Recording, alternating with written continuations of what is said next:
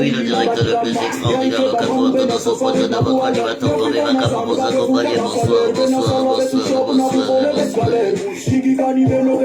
Elle est Kambonda, soit elle est bien koya, soit elle est bien koya, soit elle est bien koya, 50 de direct. Dans les cas. Bonsoir à toi, elle est Kambonda. Voilà, pour les ganda. Attendez, un personne qui vient de le rejoindre du côté du directeur le plus extraordinaire, le 4 matins de ce boîte de votre animateur pour les vacances pour vous accompagner. Je ne puis qu'en vous dire bonsoir.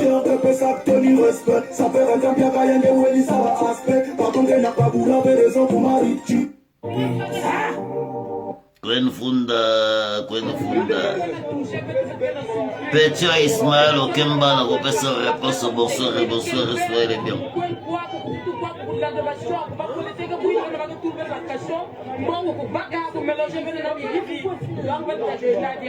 Maître Kanalenda Diagobe.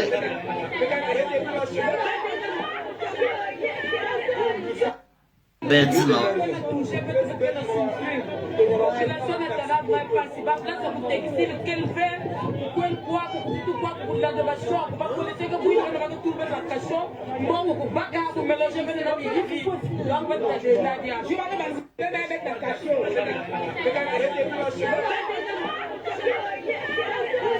Bonsoir, bonsoir Ratima, bonsoir Riva, oh, bonsoir Vancouver, bonsoir.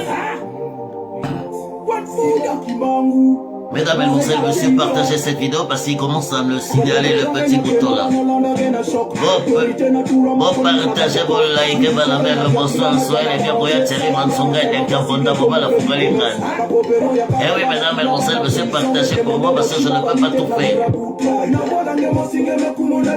T'as là-bas, la mère, bon, ma petite n'a pas mis au minute, bah, signaler ma vidéo. Bala pour la bête à une émission qui toque au point de katanate, la mission major mouton na sema goli kolo na ligue bo kabola partager pour la master. Bo pe batoti bo mo finyami passer va bandaka baja mouton na bango masse mikolo. Ba avec na yo panza bango surtout que na changer c'est quoi code version D. Passer comme baja mouton na sema goli kolo ba comme kata be mission ba comme signaler be mission bana mer to laksa bango ko minuto to reliboso. Parce que le fait tchakwa le pote barasi. Bokabola, bo partager, banamber, bon, ça va plein. Eh ben, même pas qu'il fallait qu'on finisse à bouton, pour prendre un simba. Banamber, bo finir à la fongue, la bino idéologie du sol, magamba babolo, bani, ah, petit, nanga, je l'ai vu les tabateke.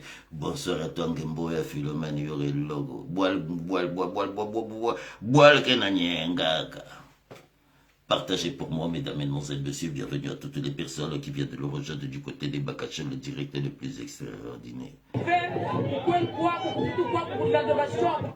Filo yo kaba beti na nga Aristide il faut la bengo beti na nga Aristide na ko bengo le na kati bakasho moi surprise parce qu'il faut la ganga mboka mobimba boloko beti telelo lo mama on l'esprit na bango Aristide yo kaplo na tsango pona voilà, et que vous partagez le Gambonda soir le Gambo.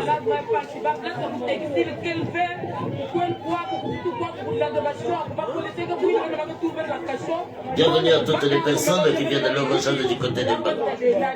Maintenant, Linda Diagobe. Boyo, on va péter le Baganga.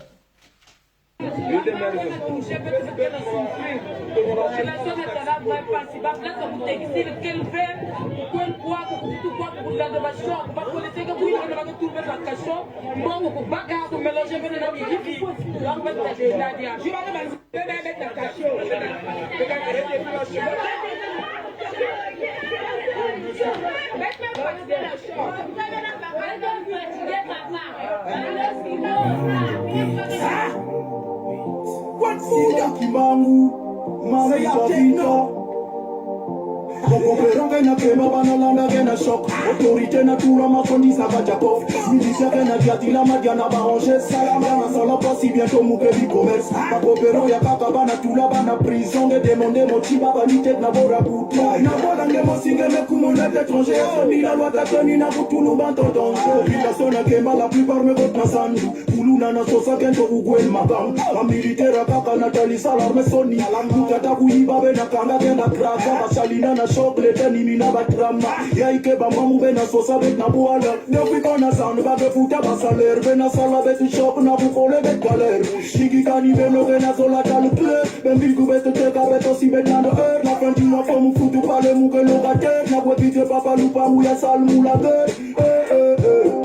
Never na demande a mu shock. Ne fota na sana u shock na shock.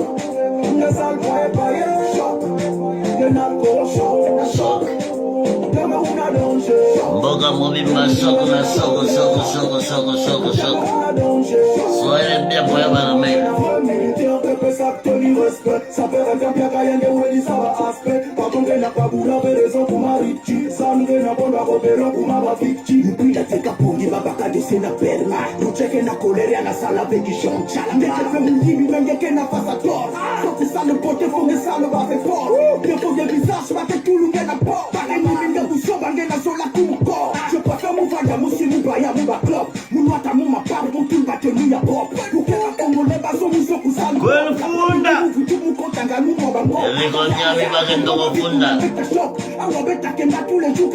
Meme posto, elle est bien moya. La madre.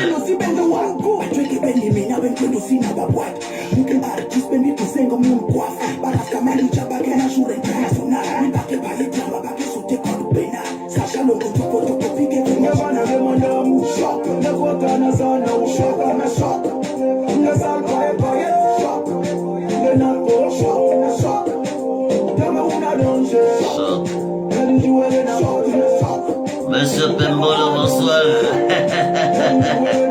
Vérité, polele.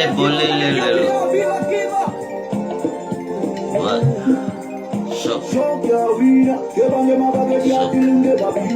Choc. Mesdames, Mesdemoiselles, Messieurs, bonsoir à vous. Bienvenue à toutes les personnes qui viennent de nous rejoindre du côté du direct le plus extraordinaire. Mais vous savez, depuis que j'ai décidé d'être candidat pour 2026, je vais vous donner des programmes. Et Bakacho, c'est les lundis. Et Bakacho, c'est les mercredis. Et Bakacho, c'est les vendredis. Je peux me permettre de le dire, mesdames, mesdemoiselles, messieurs, je vous ai publié, pour une fois, soyons dans la vérité, je vous ai publié mes statuts, je vous ai publié je suis dans le journal officiel de la Somme, très chers compatriotes. Oui, et Bakacho, c'est une association, parce que 2026, je pense que nous devons nous exprimer. Vous savez, en 2026, on a 60 ans. Il est inacceptable que cette génération nous prive, on parle de génération sacrifiée, j'ai pas une gueule de quelqu'un de sacrifié. Ce message de génération sacrifiée, je suis pas dessus. Je suis pas dedans parce que quand j'écoute ce petit techno qui nous dit la vérité, très cher compatriotes, mesdames, mademoiselles, messieurs, nous ne pouvons pas l'accepter. L'accepter dans un petit pays comme le Congo, dont nous étions à l'école. Moi, j'étais à l'école de la Plaine, je n'étais pas à l'école de la Poste. L'école de la Poste, elle est venue après. Nous avons commencé la Plaine.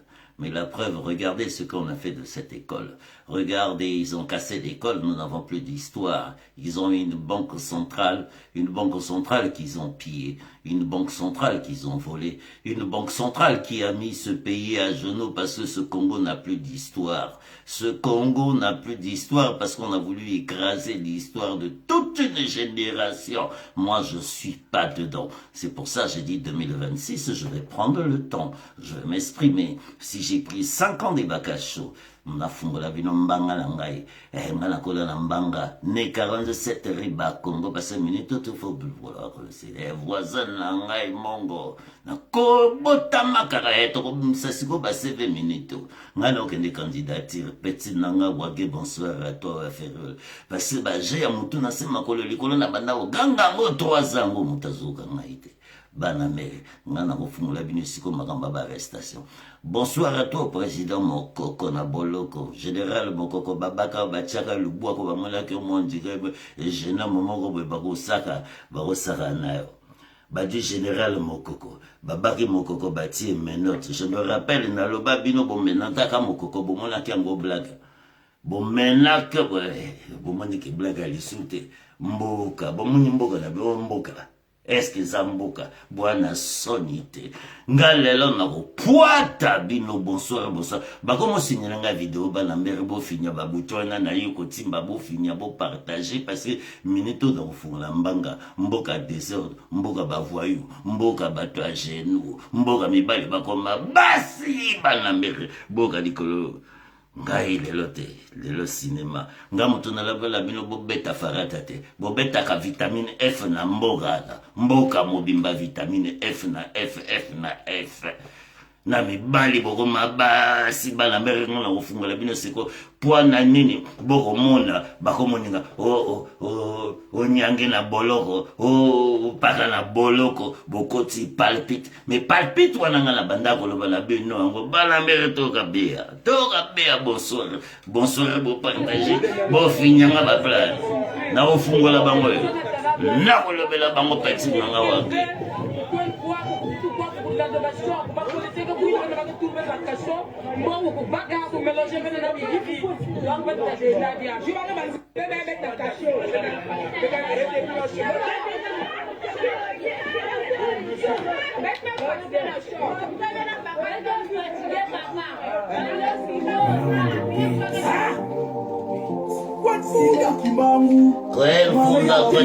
Gwen Funda, bonsoir à toutes les personnes qui viennent de nous rejoindre.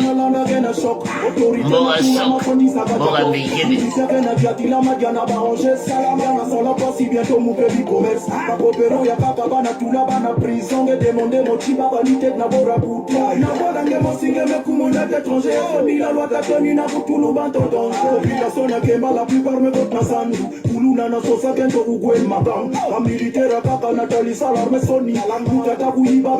Kenda kraka basalina na chocolate ni mina batrama yaike ba mamu bena sosa bet na buala depuis qu'on a sound ba be futa basaler bena sala bet shop na bukole bet galer shiki kani beno bena zola tal ple ben bigu bet te ka bet aussi bet na heure la fin du mois comme futu pale mu que no gate na boîte de papa lupa mu ya sal mu la be never never mona mu shop ne kota na sana u shop na shop ne sal pa shop de narco shop na shop dama una danger na de jouer na shop dama una danger na de jouer na militaire que peut s'acter respect ça fait un temps que rien de weli ça va aspect par contre n'a pas voulu raison pour marichi ça nous n'a pas la coopération pour ma victime nous pris la teka pour dire baka de sina perma nous checker na colère na sala avec qui chante chala mais que me dit même que na face à toi c'est ça le porter faut que ça le va faire fort bien pour des visages pas que tout le monde a pas pas que ni de vous soba ngena zola tout corps je préfère mon vanda musimu baya mu ba club mu lota mu ma pa mu tout ba tenir ya pop pour que Bonda, Lenga Bonda, soyez bien quand il y a Bacheke, Bavama, Bakadafi, Bachukumeso, bonsoir. Bonsoir à toi qui mérite dans ta roue.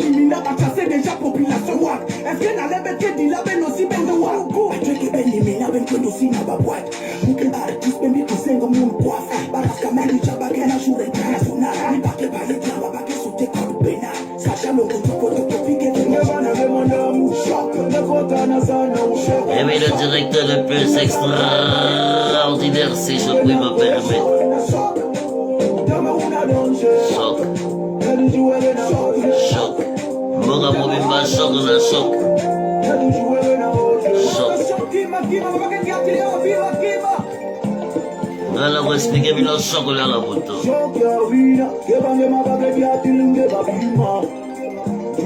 Lolo, là il y a pas chinois, que Babinda, Tristan Amber, Tyrell jamais, DJ Sepi, choc, choc na choc,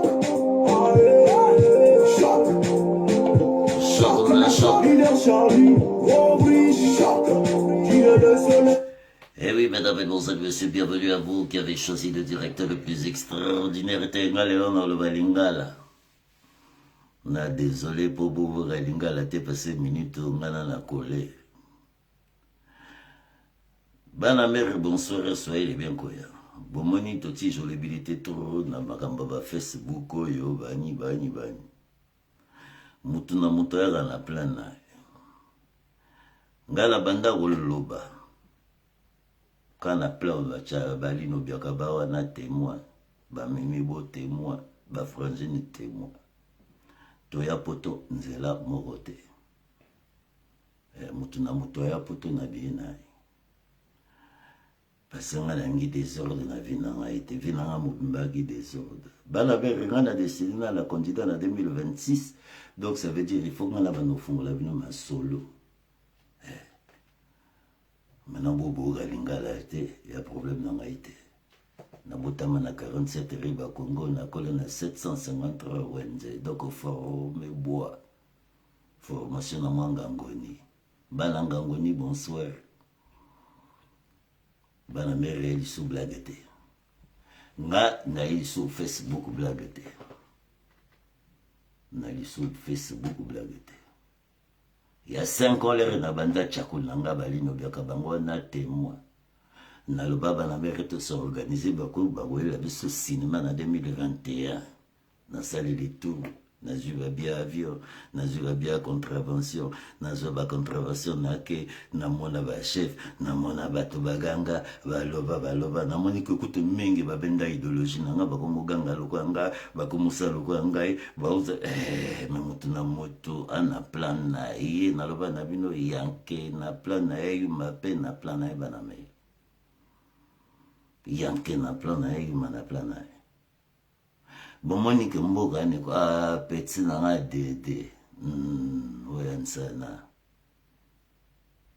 ouais. Quand je parle de Dédé, je parle de le gars Blanche Makwezi. Obama Mbasimba et Baracho. Bakole Baracho. Dédé secrétaire général et Baracho. Dédé Naloban. Je pense aujourd'hui, Magali Mbanga Foutou, Congo. Petit Teddy Dick. Loba na piko na candidat na 2026 na komona na yokani ngai. Pena kopesa bino programme. Bana mère na bimisi bino ba statue bimana donc ça veut dire que na organiser. Bon monde na tentente que nga na ka Facebook na la jolibilité. Na tina kwani na teka masanga na 15 ans. Chef à Jamaïque. Nga na fungola bare na wenze na 15 ans na teka bare wana na bayanke na bakukuta tout bari na kasi. Minute nango expliquer une histoire te parce que toi la histoire ya ba campagne bani bispo. Mais parce que bato mingi ba mo nango yimbu. Mais l'air na bandé bakacho bolobi il va pas tenir 2 mois, il va pas tenir 3 mois, il va pas tenir 5 mois. 5 ans na la bino beko mino na rolia. Mais lokola bino bomona tala ba petia na makosa. Makosa beta idéologie na ngai. bamakoso banginda bapeti male banginda baivoire banginda baconstieka batotu ngala mema bango tu bazakari bababasoya napesa bango doko bakota kisasa na feriole gasakisi wana témoin feriole la ngai fesfam me naboya bakope na bino ya mintoki naboya bakope na bino solo Ahmed Bakayoko na vagram to fazi roga ela témoin roga bakenda Ahmed alobalanga na koma na boya kokoma parce nalingi lisusu ba lumière na vie na ngai te lumière na nga 2026 parce que bana mere soki na ninga na kota lumière putain na beta concert na kotona na mema kofi 17 moro ngai na mema extra musique na kotonu to beta 50 000 personnes roga wana témoin du jamais vu dans l'histoire zebira bazembijo ba devia quelqu'un notre kotonu to swinga donc bana mere na ba plantu na sali danga ko assister batu na ko assister batu ngala ko la candidate na ko la candidat 2026 nana litansi toko bana ndenge mutu tacha 5 € par mois toko ja notaire ya Yuda na bandi yango jango lo bango depuis un mois to dika notaire ya Yuda moto to alingi bagasho parce na pe binu ni bagasho tant que mukoko abimi boloko te nari na fungola pla pala deux personnes bukadia na mukoko bukadia bimi mokoko atikali na boloko tant que mokoko na boloko ngai na la bino maele beko ne bagasho na bampiaka langa na mesata na bino botungaka bobe baka vayo me bobe boke ba la bino bobe ka petit nanga dede secrétaire général bagasho petit ozongi c'est idéologie bagasho dede et bagasho va dire bois association c'est l'association na problème te association bagasho vanda wana kundela mo bana bimisi bino sustat parce que minute 2026 ngamo na candidat na 2026 Bomata, Bokita, Tokoma. Na Simbi 5 ans. Bon, combien de temps na Simbi?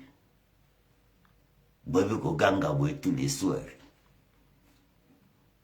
Belair na banda plo ma fille préparer le bac.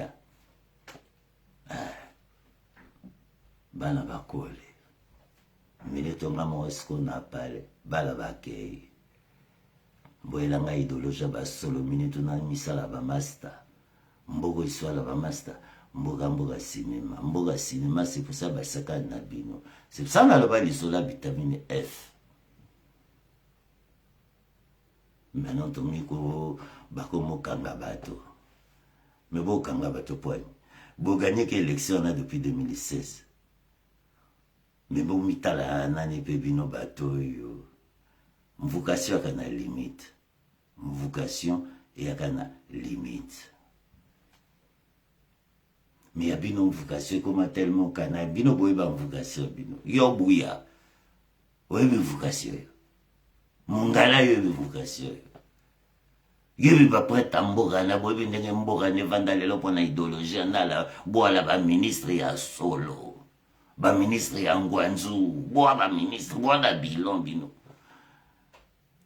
Quel ministre a vandana le binanga na bilan ministre moko lela tombola mosape na Congo wana bojanga soni génération bobimba mpiaka jamais motakenda chiki na boulot wana jamais même ba propre master na bino jamais bopesa boulot même ba propre master na bino jamais bopesa boulot et puis boye la biso na 50 putain berger 54 piges boye langa bolo balanga nibino bando qui bafou boja génération bobimba 54 piges ba master jamais ba sala jamais master tout ba vana ni baba paro mboga bobimba mpiaka maya pambe ate doka pambe ate boja mboga na bocha doka na ba wara ba sénégalais ba libanais mante mais de ko to sabindo ndinya take ba ina mokili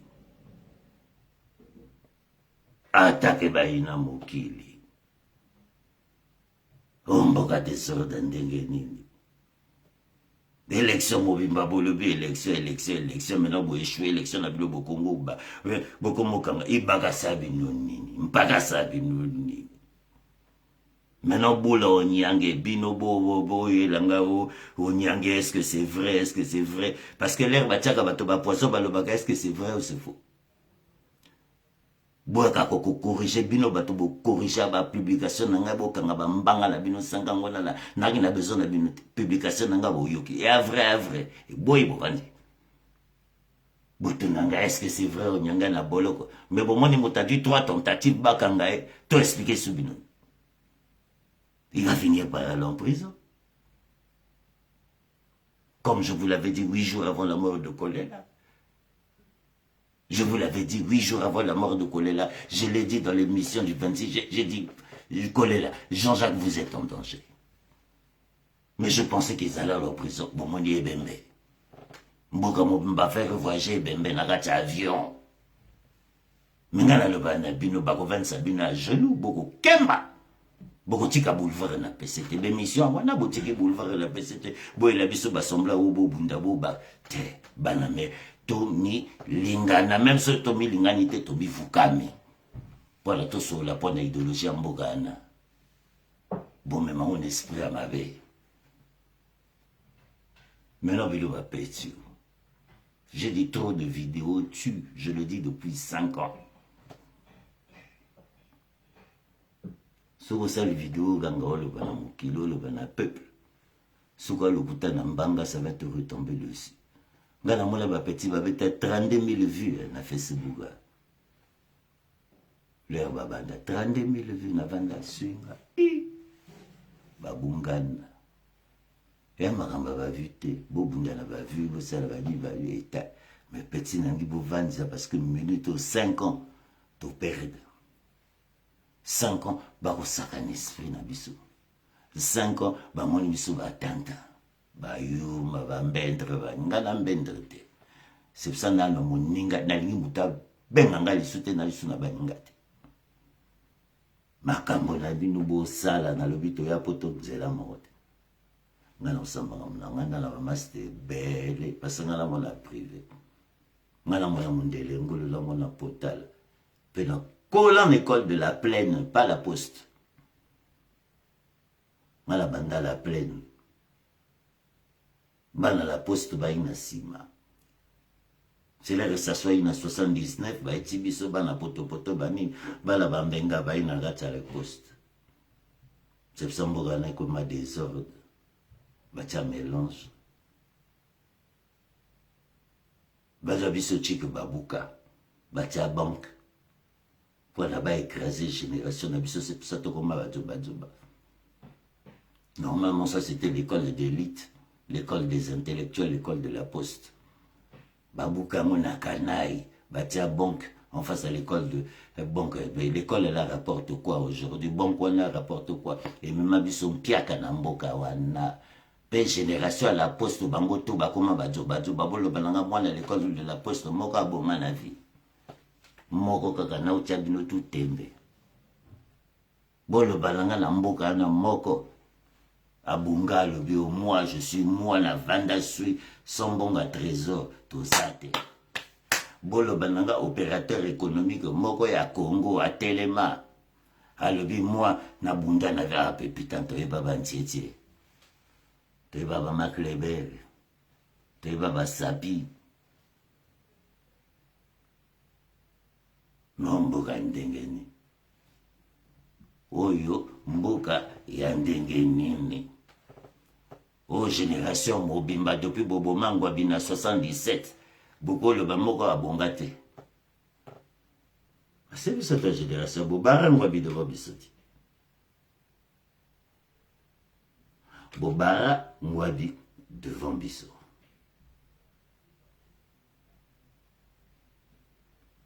Bino boa banani lelo bozambo kana botiangu mpiaka ya ndengo yo. Bino boa banani makambutu lokuta depuis 2009. Lokuta mais oh mbokani même oh lokuta ya visa boye comment la biso. Pour moi, ni naloba na bino émission. Bo salere botini biso bemba kolela. epesi mboka na palpite, epesi mboka na genou, epesi mboka na kidzimba. Nalobelaki yango bosali erreur botindi bemba kolela. Mina lokola mutu na bino ekrake, lokola mutu na bino epete, bokomokanga ba bato zoba kokanga bato ba famille bato, mina ba âge na bino wana tu bino tu boa malade. Donc bodi ba papa famille bato botina boloko, beba mbeba na bobanda ko boma bato depuis quelle année bindo, bobanda ko boma bato depuis quelle année. Si les locaux liwa maintenant la kiskite na bino bozo ba policier bakoma ba beret noir. Quel mboka bomo na policier comme beret noir. Putain, respectez Jean-Michel. Et Bakatia bino beret mauve, le vrai policier porte le beret mauve. C'est la fierté de ce pays-là. Vous voulez entendre Baka? C'est ça la police. Ça c'est la police de Baka. Ça c'est la police de Baka. Une bande de criminels, de voyous, d'assassins. Aujourd'hui, on ne respecte plus la police. La police est en train de dominer même l'armée. Il y a encore une armée dans ce pays, mais au Koi, tu es où au Koi? Balobi nanga bino tout bokoma ozage, bokomo banga même bambila. Bo banga ba okanga bino, donc l'armée ba beret rouge na bino là qui zoba. Les berets noirs ba beret vert bois qui ah vesaus. Mboka. Boza mbila tu bopesa bango chez nous. Bokembisa bagrana ta vraiment la mboka na boza bango chez nous parce que bokraka.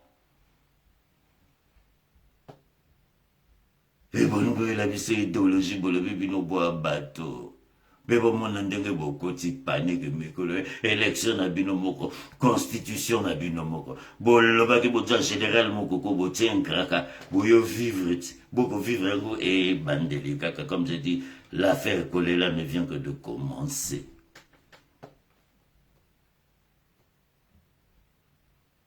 Mais Bouti Wapi, au nom de Jésus. Gouvernement Bobimba Botaba Kombo. Si à 35 minutes, il y a peut-être 4 ou 5 Brazzaville, Bangotou Baouta Bamboka. Maintenant, Boulot Balobi Bati à Silou, ministre. Ministre pour ne pas calmer le Congo. Parce que Silou, tu penses qu'on va te mettre ministre au calmer le Congo. Tu as vu, je n'ai pas beau préparer. Je n'ai pas beau solo. Botika ka mwamba na tomesa na mwamba. Botia biso Silou. Parce que bokansi ba Congo ba au calmer. Boyo bo makolela na okansi parce que botia biso Silou. Et à baje na bino mutu na se makolikolo na banda kolobela ngo depuis kala.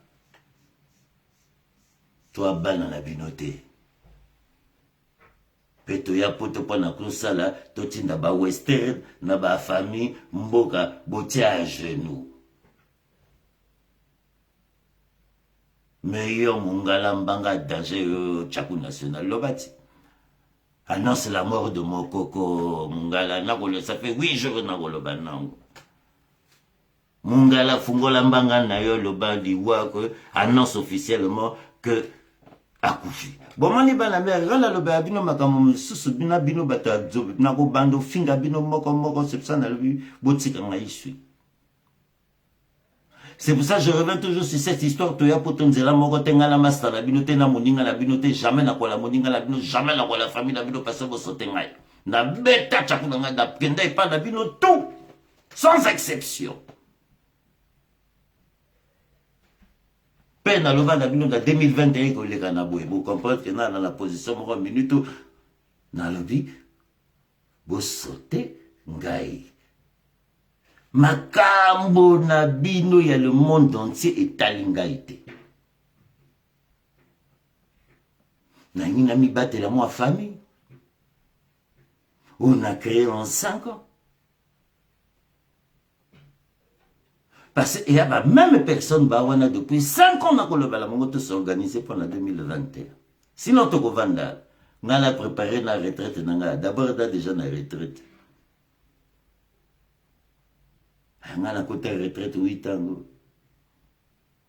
C'est un beau inalumi, on ne sait pas tout sauter. On ne sait pas la et puis on a boulot. On a boulot. Nene! Ceux qui t'ont dit, tu n'as rien de rebelle, casser les lots, tu n'as pas Sika! Mais comme au boule là-bas, Bob Bakala, il faut l'écraser. Bob Bakamona batema sasu. Bob Bakaliaka mbonga sasu. Bob et talibino ngalo tulabino bobota mana mboka. Ese ngai muto na lobina bino bobota mana bamboka. Et talibino songa mwana batema sasu. Mwana batema sasu sutaka metro. Kigeza. Olemo qui penani vraiment comme Bob Baka. Ngana candidat en 2025. Ngana botama na mpila. Bois na Fatima.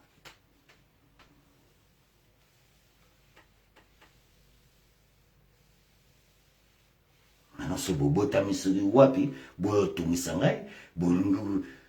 Hey! Pena betan kilibana portal Eric Onyamiola témoin na lala na zanda mungali na zanda portal ngai. Na betan kilibana betalo gaba, na betan filu ti panton na logaba ba vient na tout ba témoin. Donc bon vous expliquer nga ba jena bina mantuna sema ko likolo so ba ban. Pena beta l'école de la plaine donc la kenda petchik. So bolingi ya tembe, to meme wa tembe. Na rolora Onyange ake boloko. Un moment levé ake boloko.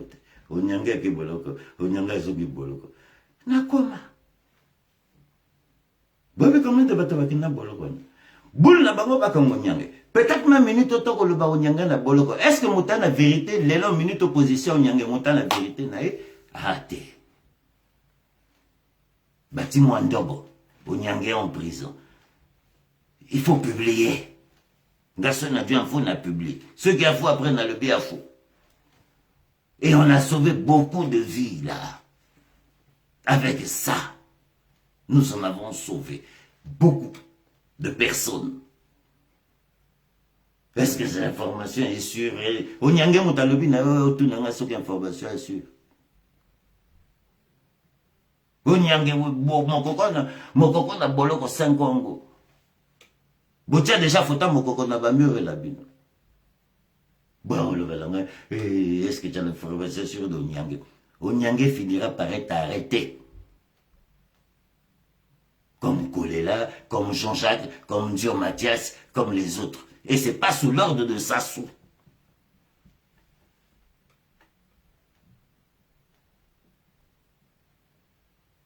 Même les rois Kolela, Sassou qui dit bah.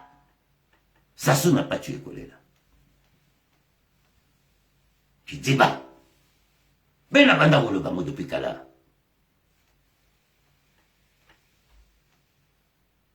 Le cabot Maïgele, Bokina Bachik, Bolobé, Bob, on dirait tout Meyben. On dirait tout.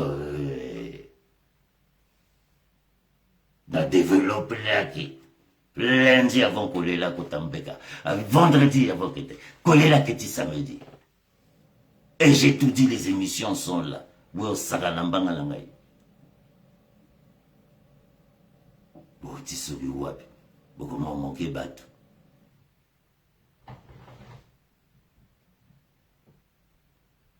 Mboka na désordre. Ngana banda oganga. Arrêtez de Bobé Bissi à titre kango. Boke ne bémission dans le bango. À titre kango, l'imbattable Bobé Baka. Le combattant Bobé Baka. Parce que na outi bé, na timbeli, Eric Onyami est là. Toko Tinzela Moko, ça fait 8 ans. Ateka makala, Eric Onyami. Ateka makala na mboka na parce que balingo le banaya kota bapla na bango. En plus, yo kamite que joli, Eric, yo kambinga mobile. Encore bakoma kolela mibali ambinga ya son. Obala dégage à moi esprit, na moi miteki. Ya bois, va mon Eric Onyami. Eric Olebel sia. Abe nganga lebi to teka makala. To teka makala. Ngala Eric to teka makala akina landa Eric Onyami. Mwana mayele bomutachika muleni boy. Boloba na Eric akoma mwasi. Sia, au nom de Jésus. Mboka désordre. Miangwana, boko mabasiti. Bomi mona na minute.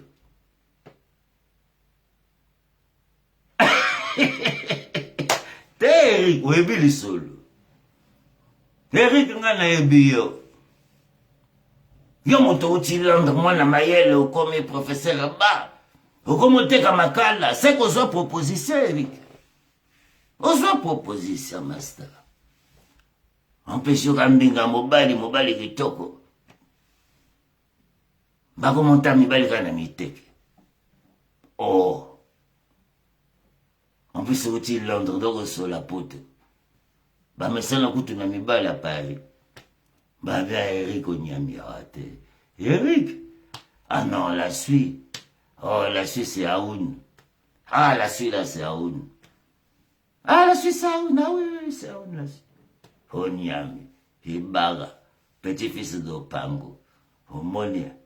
Bois! Eric a teki makala. Bois! Nalanda. Auti bagambo malamaka. Donc ba rubi kidiba. Ba le bibo ba laisser le ventre. Eric amoni api na doko na le bibo. Bo sotenga. Tilelo asotambura. Mingo batika lena. Bo manande ba vimba. Me omboga nini bali ba vimba ka ko vimba. Omboga nini mibali ba komaka.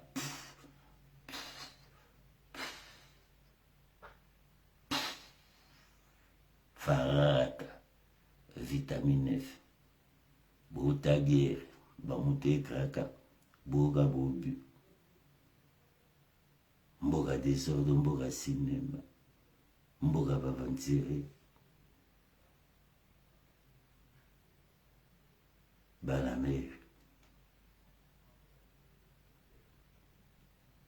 En parlant de ça, je viens d'avoir une pensée pour le général Mokoko. Mon général, tu sais,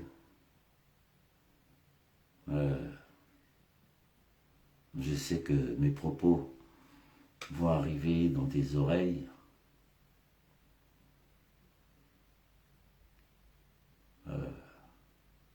J'ai pris 5 ans. Tu m'avais demandé une chose, mon général, de rassembler les meilleurs. Nous étions avec Maître Tricot et le vieux Ngonga. Le vieux Ngonga, mon général. Donc on a méprisé, qu'on a insulté, qu'on a traité de tous les noms. Mon général, j'en parle 5 ans après parce que je sais ce que tu es là, ça va arriver. Nous étions entourés par une bande de voyous. Parce que quand je vois aujourd'hui, en général, je ne comprends pas qu'à chaque fois que je mets ta photo, tout le monde parle du général Mokoko. Une fois que j'arrête la communication de Mokoko, la communication de Mokoko s'arrête. Une fois que je lance la communication de Mokoko, tout le monde parle de Mokoko jusqu'à vouloir venir me manquer de respect, mon général, j'en ai marre. Mon général, il faut dire à tes sbires, à tes frères et amis de lutte, tu m'as dit devant Ngonga de te préparer un groupe de jeunes. Mon général, je t'ai emmené le docteur Pandi. Mon général, je t'ai emmené Francis Moketo. Ils ont fait ce qu'ils ont pu. Et nous sommes tombés sur ce voyou d'Ifunza qui a voulu faire de l'ACB sans bébé, qui n'a pas réglé les règles, qui n'a pas respecté les règles des statuts. Oui, mon général, je l'ai dit. J'ai créé Bakacho pour 2 personnes. Le président Modeste Boukadia aujourd'hui, merci Monsieur le Président, parce que on n'a pas besoin d'argent, mais on a besoin de la confiance. On n'a pas besoin d'argent, on a besoin d'échanger pour préparer le Congo de demain. Maintenant, mon général, toi qui es en prison, je sais que beaucoup parlent à ton nom. Je vais juste te demander de dire à ta petite équipe de merde de me foutre la paix, mon général.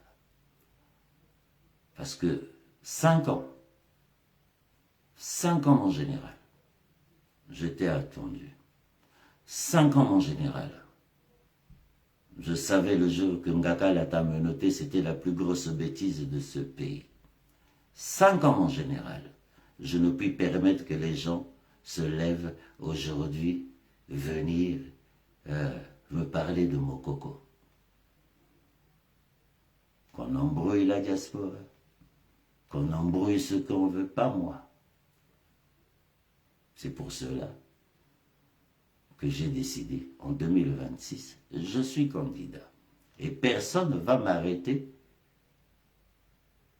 pour mon élan, mon général. Si j'ai pris 5 ans et je t'ai attendu, mon général, Mais comme nous sommes face à une bande de fous, une bande de voyous, qui ont décidé de prendre ce pays en otage, en achetant des armes tous les 6 mois, les 3 mois, les 5 mois, pour tirer, je ne sais pas sur quelle population qui veut le tirer. Ben, ils ont peut-être choisi encore une population au Congo. Mais comme je dis, mais bah, Congo, bah, ça a binoni. Bah, Congo, bah, ça là, binoni. Chaque guerre, bah, Congo. Chaque guerre, bah, Congo. Chaque guerre, bah, Congo. Mais oui. Face à de la délinquance politique, ça ne marchera pas cette fois-ci. Moi, je peux revenir sur l'assassinat de Marie Ngouabi. Le cinéma que vous nous avez amené. Des procès à 2 balles. Mon père au coco a crié, sans savoir ce qui se passait. Oui, il le savait, j'en sais rien. Ils ont condamné, ils ont tué le père de Samba Diankoumbi, qui a un ami aujourd'hui, pour essayer de faire de nous des ennemis de demain. Non, ça n'a pas marché. Samba Diankoumbi, j'arrive chez lui, je dors chez lui. Il arrive chez moi, il dort chez moi. Et pourtant, c'est nos parents qui ont tué. Quand je dis nos parents, parce que mon père était dans le sang. S'il vous plaît.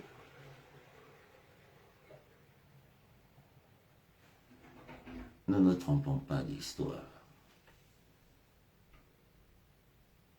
Moi, j'ai eu cette chance de parler à Jean-Michel, qui a fait tous ces voyous du Nord. Tous les chefs du Nord n'auraient pas connu Ebaka, ils ne seraient pas là aujourd'hui. Qui veulent éteindre l'histoire, mais vous vous êtes trompés, parce que nous avons appris. Nous avons appris, il y a encore des témoins. Moi, j'entends souvent les gens parler de la guerre du Poule, dont on a assassiné mes parents à longueur de journée et de nuit. Mais il y a eu le génocide du Konongo avec Onga. Personne n'en parle. Mais ça, c'était l'un des génocides les plus cruels que le Congo ait connu. Mon père fut pratiquement la dernière personne à aller voir Onga. Et Onga lui a dit, parce qu'il sortait de prison, il était à la prison, avec Yombi, à la cité de 17. On demande à Golondele d'aller arrêter Baka. Golondele a dit à Sassou, mais ça va pas, non? Tu me demandes d'aller arrêter Jean-Michel? Non, Sassou, je ne suis pas là. Mais c'est de là, Ouskoko Camille, je ne sais pas, il sortait, je ne sais pas, ou de la SN ou n'importe quoi. Qu'on lui donne la sécurité, il prend la responsabilité d'aller arrêter Baka, qui a fait Sassou. Oko Camille, il a fini avec un obus au visage.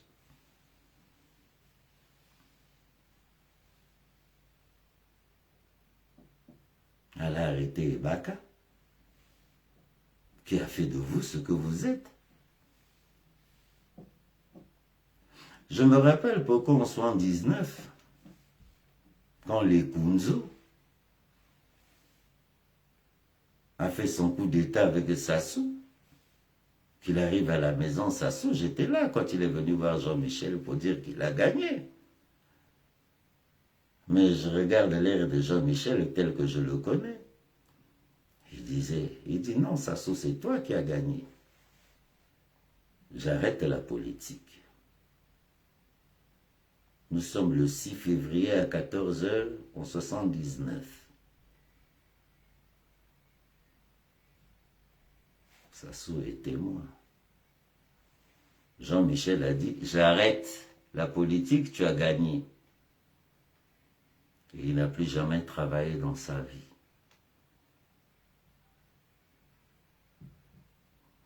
Il a poussé son fils Destin,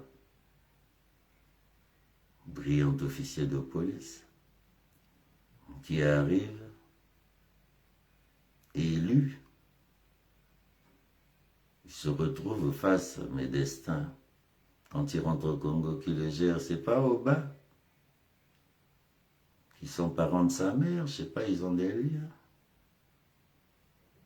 Et ils ont bâti leur république d'assassins, d'assassinats, de voyoutisme, du banditisme, et qui nous rattrape aujourd'hui. Est-ce que c'est à nous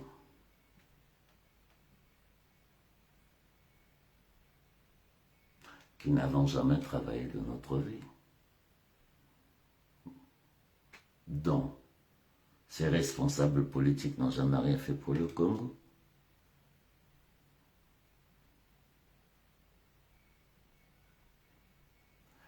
Est-ce que c'est à nous d'assumer, d'être responsables de ce désordre, de ce tribalisme aujourd'hui qui se sent en face, de vouloir écraser les divisions internes, externes? Est-ce que c'est à nous d'assumer ça?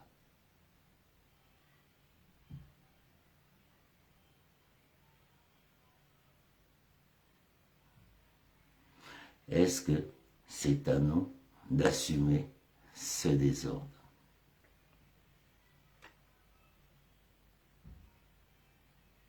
C'est ce qui a fait une république de Kouloune, une république d'assassins. Mais n'oublions pas, très chers frères et sœurs, nous avons des jeunes de 15-16 ans qu'on a donné des armes dans ce pays.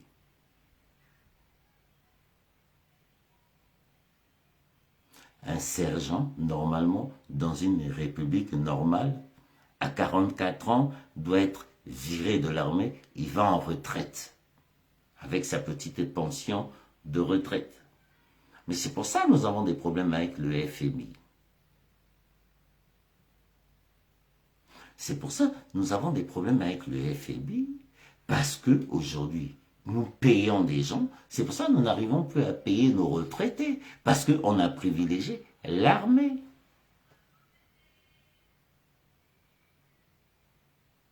Nous avons privilégié l'armée. C'est pour ça que vous passez vos mois, des années, pour travailler, envoyer des Western Union à vos parents, parce qu'il faut maintenir ces petits guerriers qu'ils ont donné des armes. Cobra, Zulu, Sud, Est, Ouest, c'est pareil. Ils maintiennent ces petits, on leur paye pour ça.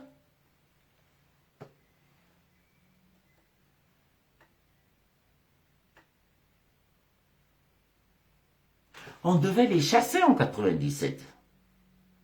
Il y a même une vague qu'on devait chasser en 96.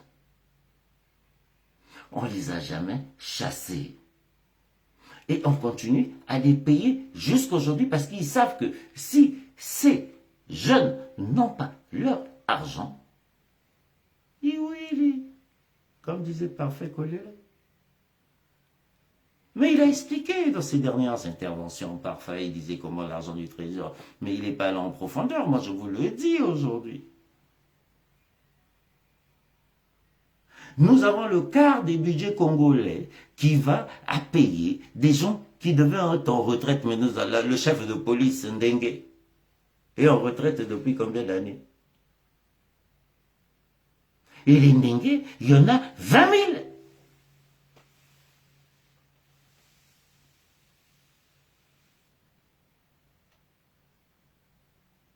Mais vous trouvez ça un pays normal?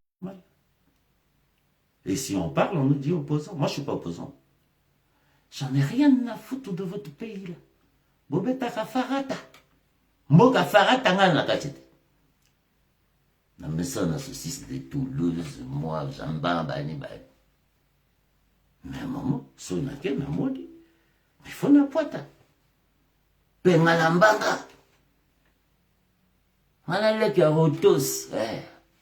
Boyebi te tina kwani. Donc, wako expliquer nga histoire mboga na te. Il faut nous dire comment vous arrivez à payer des jeunes de ces régions que vous devez chasser depuis 2016, 2017 et 2018. C'est pour ça que vous avez le problème avec le FMI. Parce que vous avez déjà rêvé gagner 2021. En pensant qu'on gagnait 2021, que ça allait se passer tranquillement, que vous allez, oui, que les choses allaient se marcher comme vous. Mais ça n'a pas collé là, au nom de Jésus. Père son âme. Mort pour la République, parfait collé là.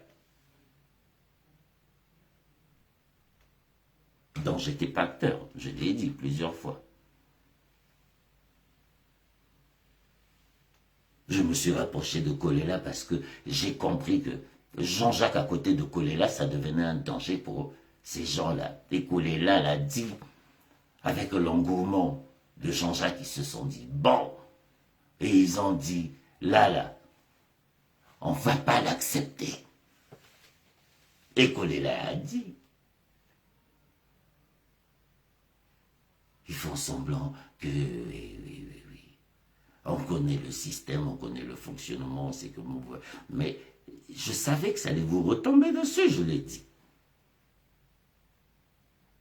Vous êtes tellement sûr de vous, vous avez tellement gagné, vous avez tellement du pognon, que vous pouvez prendre ce... Mais regardez ce que nos frères de Kinshasa sont en train de vous faire. Au Bakino va t'aimer. Bah, le Bimbalo bo Kende. Mais beaucoup de monde. Pour la première fois de l'histoire et d'élections au Congo, du jamais vu, que Mbalo, nos frères de Kinshasa, ont dit, Mbalo Kende. Et vous qui vous foutez de Kinshasa, là-haut, Bazaïwa, Bomi Monana. Bomi Monana. Bokolo Baïsoué, là, on a Bazaïwa. Est-ce qu'aujourd'hui, on peut parler encore aux Zaïwa? Tobimisa même des devises. Tika nyoka. Zaïwa kata kingo. Mais lelo. Bomi kata mi kingo binomoko. Boloba. Les Zaïrois nous ont donné une leçon de démocratie. Un pays de plus de 100 millions d'habitants. Et quand je me rappelle, Mobutu disait à la mort de Ngwabi, il dit, je préfère gérer mes 60 millions d'habitants que gérer ce petit Congo-là. Nous étions à peine 1,5 million. Tobomi cardinal, na Ngwabi, na Massamba Deba. Il ne faut jamais l'oublier, au fait, ces 3 assassinats. Un pays d'assassins, un pays de désordre. Et on sait. Si ce pays-là n'est pas délivré, c'est parce que tous les procès que vous avez faits, c'était semblants. Des procès du cinéma, des procès d'aventure.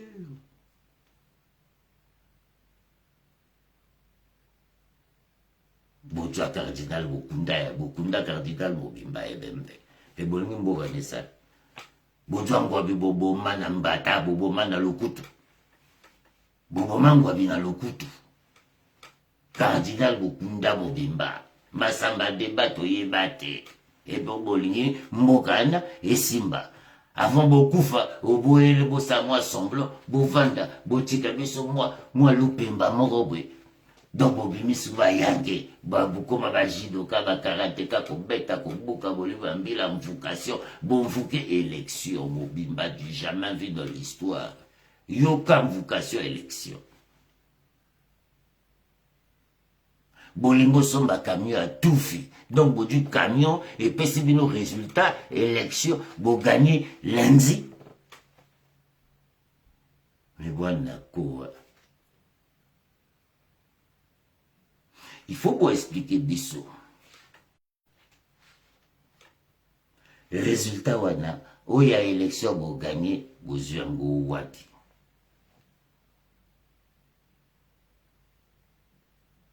Maintenant, Banamer. Bota la bouka. Dimanche. Bouka. Balovina le la télé. Tendance.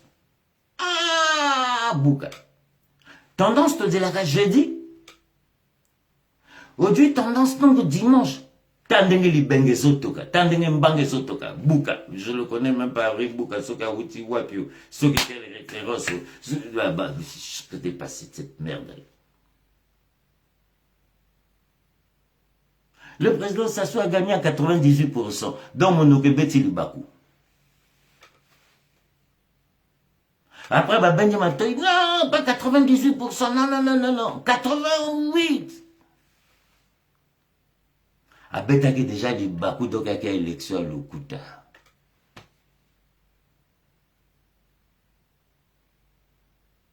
Comment se fait-il le président de la cour constitutionnelle? Je ne sais même pas comment l'ango, ça ne m'intéresse même pas. À l'objet 80. Donc, ngana mon ambila, ngana bota manambila. J'ai baka. Mon père m'a toujours dit quand quelqu'un ment, il faut regarder ses paupières. Et c'est ça la police. Tu regardes les paupières et tu regardes les cils. Regardez les images. Oh là, le bas 88, mon ok, Betty le bas quoi, le 98%. Donc là, tout le monde a senti que. Donc, au Bango, bah, du machine. Il y a qu'au Jabilo qui est doux. Déjà, camion, on a avion à été.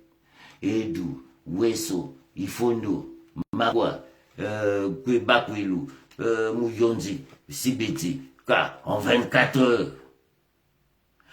Bato balemba kosomba camion à toufi. Boya farata banambere farata. Donc balembi kosomba camion à toufi. Même 3 camions à toufi à pamba. Pour la kobenda à toufi. Basomba machine à élection pour la ba gagner. Au nom de Jésus.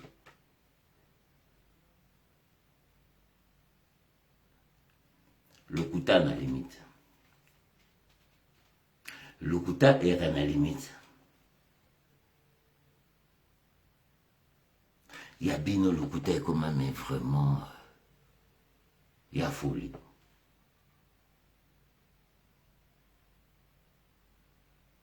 Ngana moni moka komi loga na lobaki. Kolela kufaki samedi. Mais na ba jeune Bino bo miongo ba il fallait baba. Mais comment avion médicalisé il a 21 heures. Je l'ai dit vendredi avant qu'on l'ait là, Koufa. Je l'ai dit dimanche, l'émission Boukadia n'a lobby tout.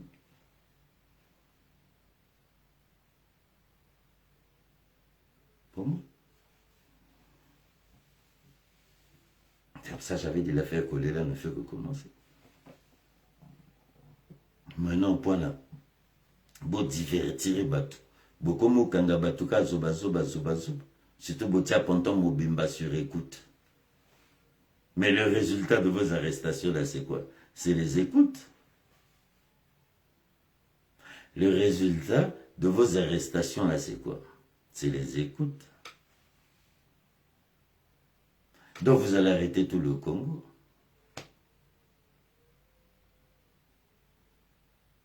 Au fait, vous êtes bêtes. Jusqu'à les prendre en dangui. Guy.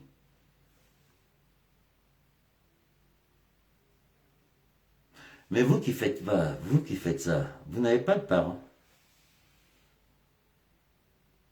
Est-ce que vous vous levez le matin, vous vous mirez, bon là vous avez gagné l'élection, d'accord, ok. Vous avez truqué l'élection, bon d'accord. Vous arrêtez les gens, d'accord. Demain matin tu vas aller travailler, ok, tu vas te mirer. Vous avez jeté Moukoko en prison, là vous pensez qu'on allait lâcher, mais nous on est là. Et les Moukokis, nous sommes au moins 1 million. Vous ne pensez pas qu'on a oublié le général?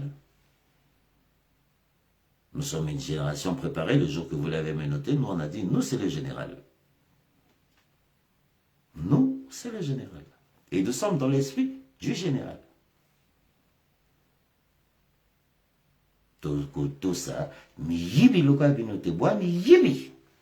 Bois mi yibi, bomi mona, bomi na ba boumou, bomo la bambanga la bino boma kala, basi tout ba kima, bokoma basi au 3e, 4e, 5e bureau, minute bali bino pe beko na likonda, bomo la ndenge bokoma bazo ba yeza, bokomo senga boko, botulit, basi ba dévier surtout confinement yo. Mikolo basi bazongeli, donc ba 2e, 3e bureau, yo kandeke bako kemba, ba petite pa ki sasa ba kote belle.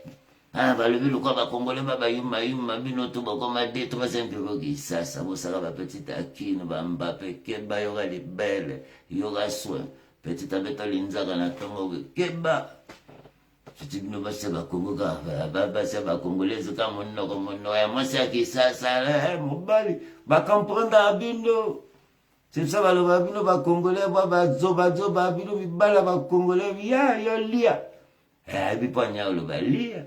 Mais parce que, par exemple, bango tout gouvernement bobimba na mwasi ya Kisasa. Mungala 3 mwasi ya Kisasa. Bouya 5 mwasi ya Kisasa. Ondongo c'est même pas la peine. Okemba c'est même. Bango tout Kisasa. So ba fâché ba lobi mbata bakolo. Ba! Bakomo tout ya sou bato Kisasa to do to bona Kisasa moumbo na bino. D'abord, milite na nationalité Kisasa. Bosekani. Mais petit orgueil évite. Mboga na kabasa Kisasa ti. Bo vivre kana bo beno bo bela ba se mingi bo ana te passer ba petite à Kisasa ba sa bino moi vrai. C'est pour ça bango tout ba dévier ba petite à Bali, à petite ali à yoka question. Ba petite à qui alors tu étais où, tu vas où? Moi ça Kisasa oya bo yoka mbisi, abetela mbisi moi saucisse na mponga. Ça va chérie, quelque ça kuiti. Abattre la libala. Il y a bien un ba congolais comme mon. Tu étais où? C'est ça mingi pe mi bale ba kimati. Na basse voilà pe la raison, mi bale mo pe ba ke wala ke oh je vais avec mon copain. A komi pe copain. Mi bale ba comme copain au monde en web. Mais c'est pour ça mboga ne côté désordre. Pecho ko se kama kama na ngaite. Mboka ne côté désordre poana wana. C'est pour ça que comme okanga bato na bakasho bani parce que mboka a désordre. Désordre bandi depuis le coup. Bango to babala Kisasa. Et so ba fâché ba comme finga Kisasa mais bazairwa basabino. Maintenant bolemi batazairwa ba so zairwa te ba Congo. So ki bazairwa te ba Congo. Bon, maintenant ba Congo ba lobi ba obundate. Bazaïwa pe balobi minute bati béton. Bati béton. Ya mobanga kende. Ya, basa Kisasa tendresse. Mais c'est pour ça, mes bali bordel. Moi, ça lia. Keba, tu étais où? Ah, comment il est français? Ouah, Kisasa. Chérie, on est. Regarde, Nini. Moi, mbisa mokalou. Ah, ouais. On a cassé moi, mbisa mokalou. Moi, c'est Kisasa Keba. Aouti Kisasa. Aïe, au bon de là, la Congo. Té. Aucun de même 10e bureau, on a beko.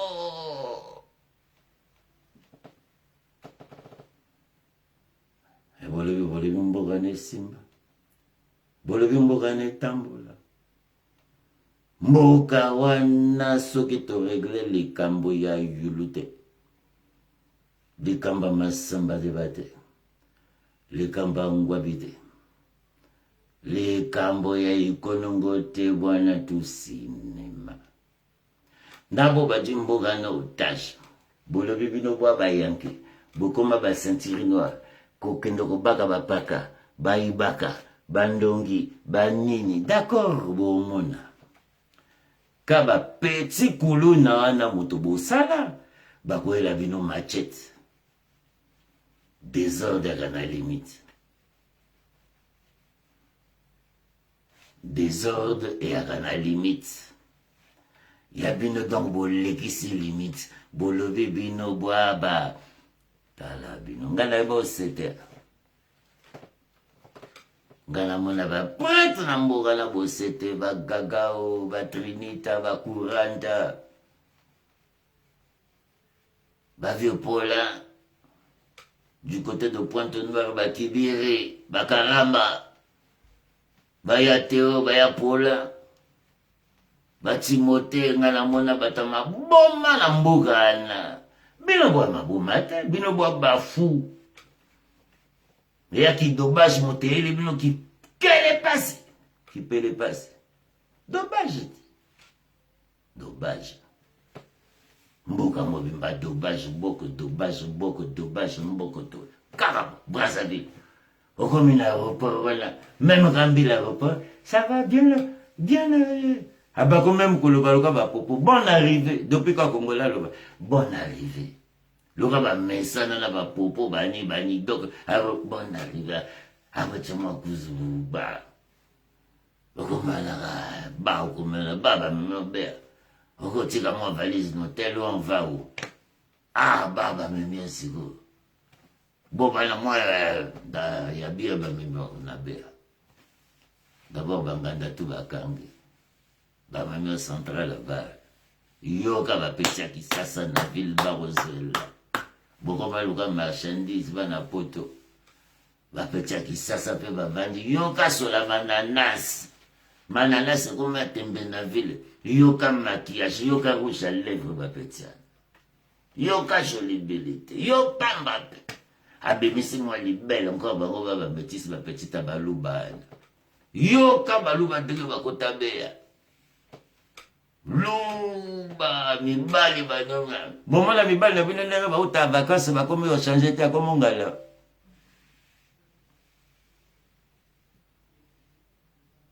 bino tu bomona mibali na bino lere bakende mboka lere azomi akomi regretter quand il rentre là il fait semblant 2-3 jours après akomi regret là on pensait que bala bapetite à Kisasa batondi donc mobimba pe batalo te 5 000 10 000 peke bana 10 000 wana soko pese 10 000 posa les frères papa na ngai nini lobi kote omona kutu muso alobi nga na ke kopo na koya vila nga lobi bea mboga otutana yango na yango kaka c'est ça bambangala bango ekoma loka babuka na ta mbulu boboni moya okosa élection bokeba na bino to bawara te boganye mboka mbaka arrestation tellement on arrête un tel mais bo banda okanganani bana na bino bana yebe bana na bino yoka bakonte na boko bazwangu wapi bozwa trésor na 2016 loka boki que mokoka gagné bojimbonga trésor boyibi tout c'est pour ça moka quand même Jean Mathias alobiango mais les billets de 2002 mais comment se fait-il les billets de 2002 se trouvent encore en circulation bwana sonité Jean Mathias candidat wana bientôt pe bokanga ke boloko bokanga pe ka tomesana tomesana ça nous intéresse. Lokola bo lobi bois ba yanke bois ba fou tomvuke ba congolais wala mvukation bosa biso bobanda mvukation depuis 2016 c'était votre meilleure porte de sortie 2016 et vous pensez qu'on va vous respecter, vous pensez que vraiment vous méritez du respect. Regardez-vous un peu là, citez-moi un exemple qui on peut respecter parmi vous. membre du gouvernement, qui a fait du bien, qui a fait du social dans ce pays, qui a fait du bien. Non.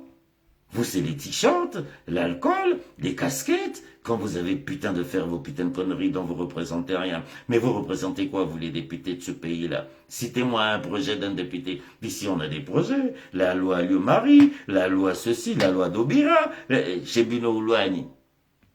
Est-ce qu'il y a déjà eu... Il y a une loi au Congo, ce qu'un député peut dire, la loi est telle, non. Mboka Yakana, vous ne représentez rien, ces putains de députés. Vous n'êtes qu'une bande de voyous, qui ne représentez rien, qui bouffez de l'argent du contribuable au fait pour foutre ce pays dans la merde. C'est pour ça que ce pays n'a pas de cabinet, c'est pour ça que ce pays n'a pas de route, c'est pour ça que le pays n'a rien. Parce que vous n'êtes qu'une bande de députés de cinéma qu'on a payé, l'État, vous faites semblant avoir des putains de voitures avec des prostituées et des fauteuils par la DST. La DST est prête à vous détruire votre vie. C'est pour ça que vous fermez vos gueules. Parce que vous savez qu'aujourd'hui, si vous parlez, ben, vous êtes piégés. Parce que dans les hôtels où vous emmenez vos prostituées, elles sont toutes là. Les photos sont là. La DST vous a piégé. Vous êtes piégé par la République. C'est pour ça aujourd'hui vous vous permettez de tuer les gens comme ça. Dans la mort de Kolela, dont je n'accepterai point. Et vous allez nous rendre compte. Pensez pas qu'on rigole. Pensez pas qu'en vous. Je vous l'avais dit. L'erreur que vous avez faite, c'est nous envoyer le corps Kolela. Et je l'ai dit, l'affaire Kolela ne fait que commencer. Mais vous n'êtes qu'une bande de prostituées, une bande de voyous. Regardez un peu le comportement que vous meniez, mais vous pensez qu'on va vous respecter à 55 ans? Pensez-vous qu'on peut avoir du respect pour vous? Ou est-ce que nous avons une république dont un député n'a jamais fait une loi? Nous avons une république où aucun député peut dire aujourd'hui, moi, ou un ministre peut dire que voilà mon bilan. Citez-moi un seul ministre là, où ce que je vous parle, qui nous dit, qui a un bilan. En 5 ans, leur propre constitution. Mais c'est la leur, la propre constitution, qu'ils ont voulu laisser pour ça. Je vous l'avais dit la dernière fois dans l'émission. J'ai dit, il y aura 3 problèmes. Ils vont proclamer l'élection. Je l'ai dit le vendredi, dont je faisais allusion sur Kolela. Avant de passer avec Boukadia, j'ai dit vous avez 3 problèmes. Le problème Kolela, l'annonce, mais Mungale ou Tala le potom olai mususuan. Atia nous de Facebook et puis il va faire des leçons de morale. Les gens, tu peux faire la leçon de morale au bout de une zotomotaka, tanzot. Parce que ben naba, Mungala, voilà sonité. Il rappelle le potomolaï, il va faire des leçons de morale au Congolais pour dire oui, oui, oui, et la constitution, zoba, zoba. Yogomon, ton propre garde-corps va te tirer dessus, mon gars là, tu vas voir. Tu es géré par qui? C'est qui te garde-corps? Qui te donne la garde? Mon gars là, qui te donne la garde? Toi, tu parles là. Vous allez être assassiné par vos propres gardes-corps, par vos propres personnes qui vous accompagnent, parce que vous êtes dans une politique aujourd'hui de division.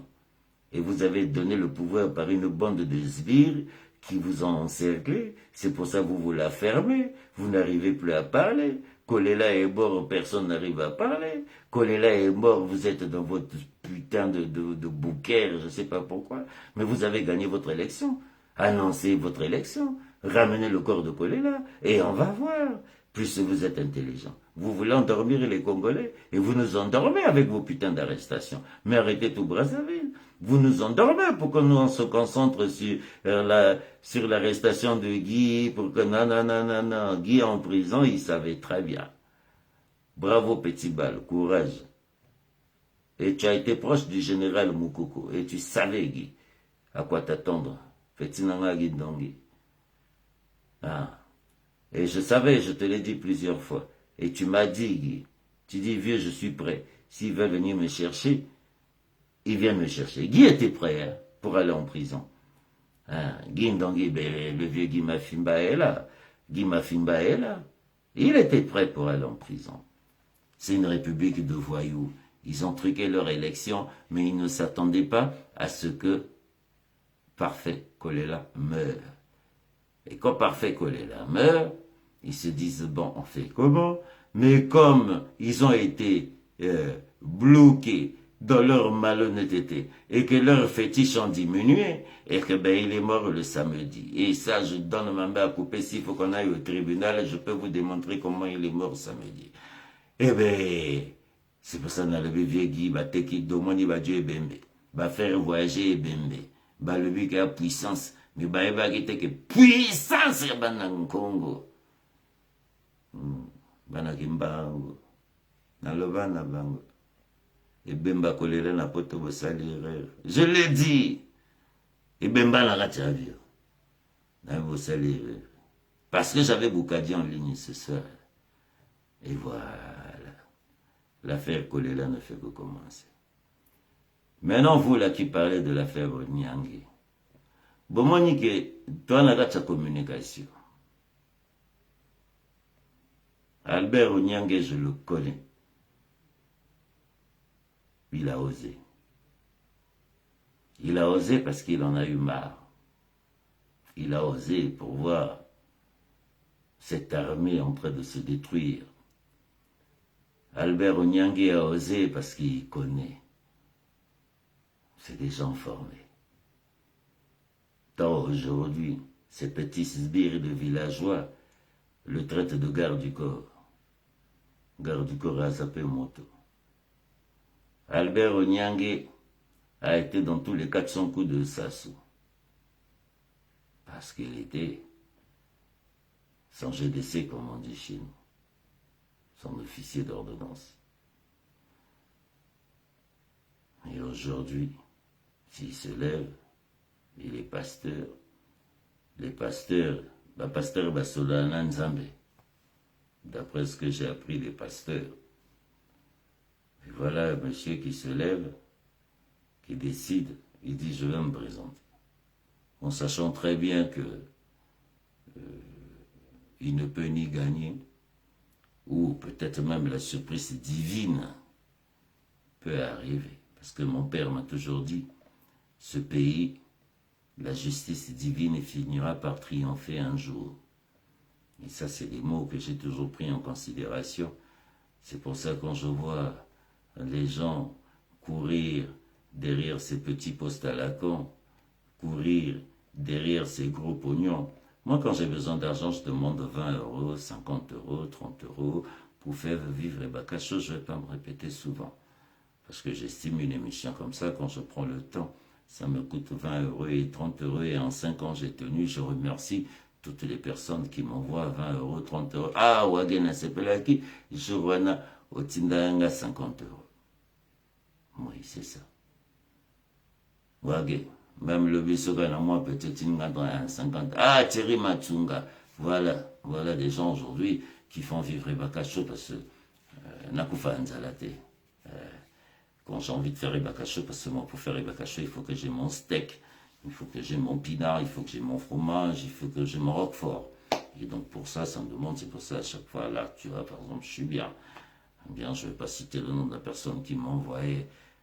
Ouais, parce qu'ils sont nombreux. Et c'est même pour ça que j'ai dit, bon, ben écoute, au lieu d'acheter mon pinard, au lieu d'acheter mon roquefort en 5 ans, si je l'ai fait, cette fois-ci, bon, maintenant, on va prendre cet argent, on va l'envoyer chez un notaire. Un notaire, celui qui a 10 euros, il envoie 20 euros, il envoie. On se donne 1 an. L'argent ne sort pas de chez les notaires. De toutes les façons, nous sommes confinés encore pour longtemps. Préparons-nous financièrement. Une fois que nous nous sommes préparés financièrement, à partir de là, ils ont une élection en 2022. Avec le peu d'argent que nous avons, nous pourrons préparer déjà nos députés. Il y aura des gens aujourd'hui au Congo qui peuvent dire je peux être le député du groupe Ebakacho. Et avec ce peu d'argent, on peut préparer, déjà tester. Maintenant, si ça ne marche pas, mais nous, on continue à mettre de l'argent, atteindre. Vous savez, si on est 500 000, ça nous fait 1 million d'euros en 3 ans. Hein. Peut-être même 1,5 million, j'ai essayé de calculer en 3 ans. Si on a 1,5 million d'euros, on peut rentrer chez nous, parce que nous sommes nombreux. Aujourd'hui, mais regardez combien on est ce soir, très chers compatriotes. Et c'est comme ça depuis 5 ans. C'est comme ça depuis 5 ans. Ça veut dire que si nous sommes 1000 et sur les 1000, nous avons 100 personnes qui ont décidé de mettre 5 euros aujourd'hui, pas m'envoyer à moi personnellement. Cette fois-ci, on envoie chez les notaires. Il y en a beaucoup qui m'envoient les 20 euros, les 30 euros. Je vous remercie. Ça me permet aujourd'hui de tenir. Ça me permet d'être beau. Ça me permet de faire. Mais je vais dire, bon, en 5 ans, puisque j'ai passé mon message n'a pas été suivi. Qu'est-ce qu'on fait?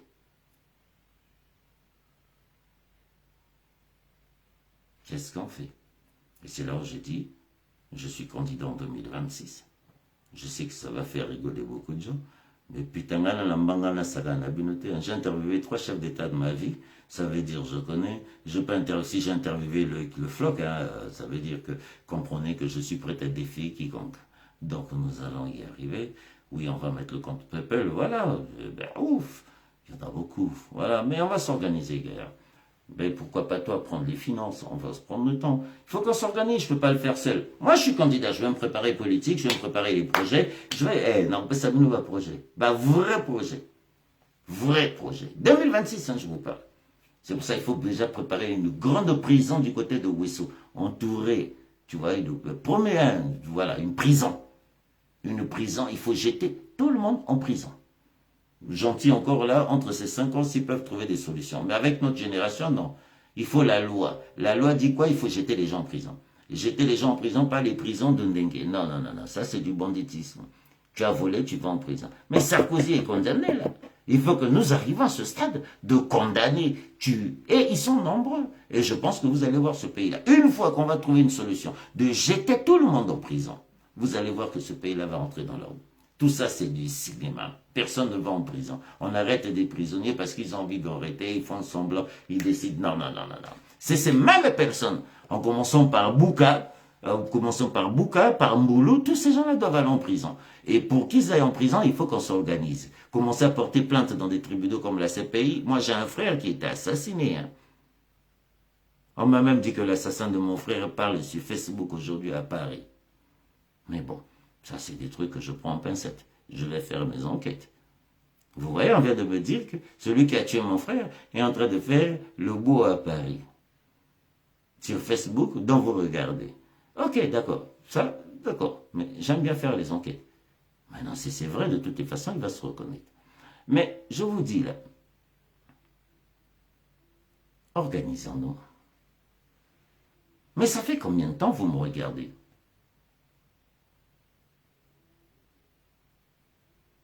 Est-ce que j'ai encore quelque chose à vous prouver, à vous montrer? Patrice Lévinette, on parle tous les jours, je parle avec les gens. Non, ça va. Je ne suis pas venu là pour jouer ou faire quoi que ce soit. Ça, on a 15 ans.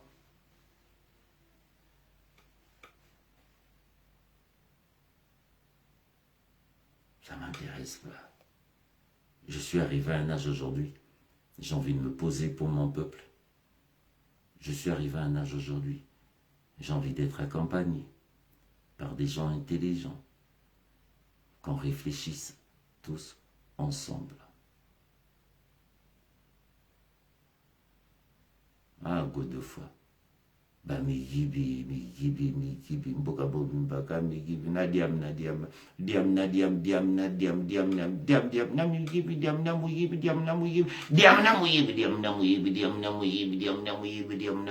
Mais c'est ce qui a fait les Olobag qui reposent en paix. Boal menyenga.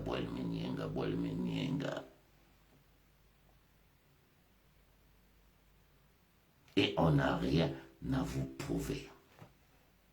Moi, personnellement, je n'ai rien à foutre, mais complètement de votre putain de gueule. Parce que je sais d'où je viens. Mais je ne puis accepter, à plus de 50 ans, en train de vous assister, dont vous n'avez, mais vraiment, mais rien du tout.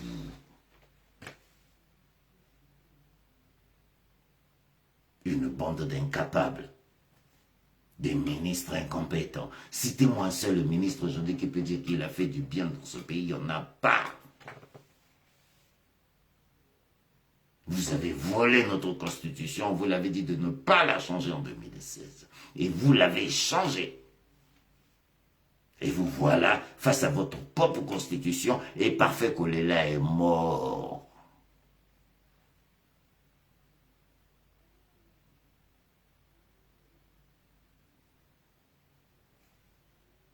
C'est votre constitution. Vous avez même créé Akoufa Nakati avion. Mais ça, c'est votre putain de version avec RFI, les Français, toutes ces conneries-là, on n'est pas dedans. Aujourd'hui, nous sommes à l'ère des réseaux, chose que vous n'y avez pas pensé. Vous pensez nous emmener en bateau. Vous pensez que vous allez nous emmener dans vos petits cinémas, Moukoko, vous pouvez dire, acheter les blancs. Mais vous savez pas que Macron est déjà dans sa merde. Alors là, putain, il va nous confiner encore un mois, mais il en a rien à foutre de vos problèmes. Et vous allez voir.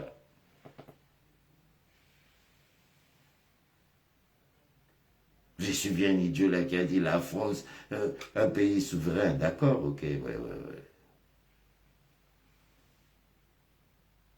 Oh, ça fait un an tout quand même. Un an bec on n'a pas là. Tommy Talal. Misuba beta bas na bango na bango bani. Bodje bemba kolela botindi biso déjà na kati ya confinement na ba méchant. Bomoni petit na pe brésanité.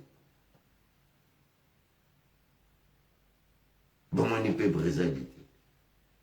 Bato bana méchant na poto. Elle sous ba poto na bino boaka cinéma te boaka banganda lisu te ba bar lisu ba restaurant. Donc souka ya e pas moto. Donc souko ye pas moto si tu bino bofinga biso ado komo jimel. Na yo ko ye pas moto na yo na famille bokamba frappe botel bakangi boya. Botel bakangi boya. Bodimi mbanga bambanga la bilo bo sala terminal la bino bo pita alia. Bolingi to bimela bino bo pita to kata bino ba oxygène to kata bino ba bino to boya gati. Toi là, ma petite belle, va comme un docteur infirmière. Donc, ma position la vie dans vos pites, saute le mythe aux hommes, tout aux hommes. Mais intimidation la vie dans vos os, bavo, kangabagin, dongi, boi, bafou. Parce que ce bon gomme, maman la tembe, to comme maman la tembe. Toko répertorié, c'est comme ma famille la vie dans vos pita. Tout comme la ère Covid, ba vie à limité. Ba frontière pe ba kangi. Donc balingi soki to liste ndenge bo listaka biso na ba aéroport na bino. Bosa ba piège au Brazzaville ba bo akonzela ti. Regardez le nombre de Parisiens qu'on a arrêtés à Brazzaville aujourd'hui. Canaille parce que va gagner. Bon, moi que vous gagnez. Qu'est? Mongala, moi je vais t'entendre parler de Kolela. Mais vous ne trouvez pas ça normal depuis Kolela, Koufi Mungala, le BT, Bilo Balia, au lieu de parler des vrais sujets, bon, il a vu ce Bajan Boutounassin dans Kolekolo. Posez-vous la question pourquoi Mungala n'a jamais parlé depuis Kolela est mort.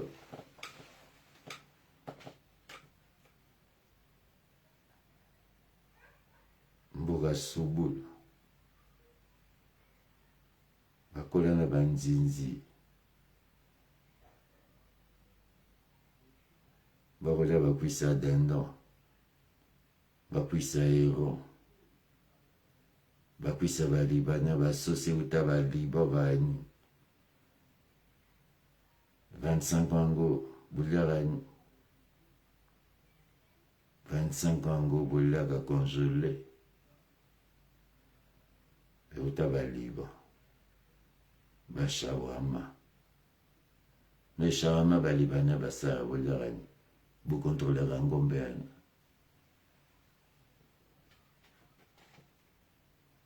Bagamuchu boulera na balabala na Congo na vous contrôlez Rangombean. Bajabino na damage banami. Kobi bali boko mandumba basi boko mafeba ndumba donc oza les banda kwenda bika. Yoka buya na balabala boulera. Chaque restaurant, cop. Passi Moussouza au soubelo, ou tout damage à million, à 12h30, bas. Allez, qu'on a soubeli, on a bila, bas, tourne en bas, qui dit.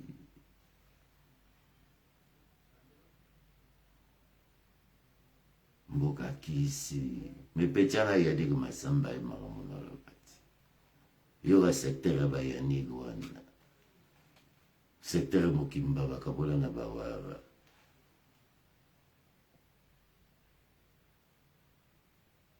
Mboga Sandok. Mboga vocation mboga yako. Minute on a le bino moni que côté ba masengo total bobo na berbotala phase sui bakolanda bakongo sui minute en plus bati bindoki bane balobika boninga to boma luka bakongo bakoma bambwana bino bobomaka bakongo boti bamilitaire na bazela boboma bakongo luka bakoma bambwana bino chaque élection ka bakongo boboma bakongo boboma bakongo boboma bakongo ba comme il a remplacé cette culture, il a su, voilà, c'est quoi le secteur à Mindel, Bambila, le ministère à Bozoba, le ministère qui n'a jamais rien produit au Caire, là-bas, comme il rond-point, il y a rond-point, il y a Babenga, Ropa, Libanon, il y a la coupole. La coupole est comme à Liban. Rond-point est comme à Liban.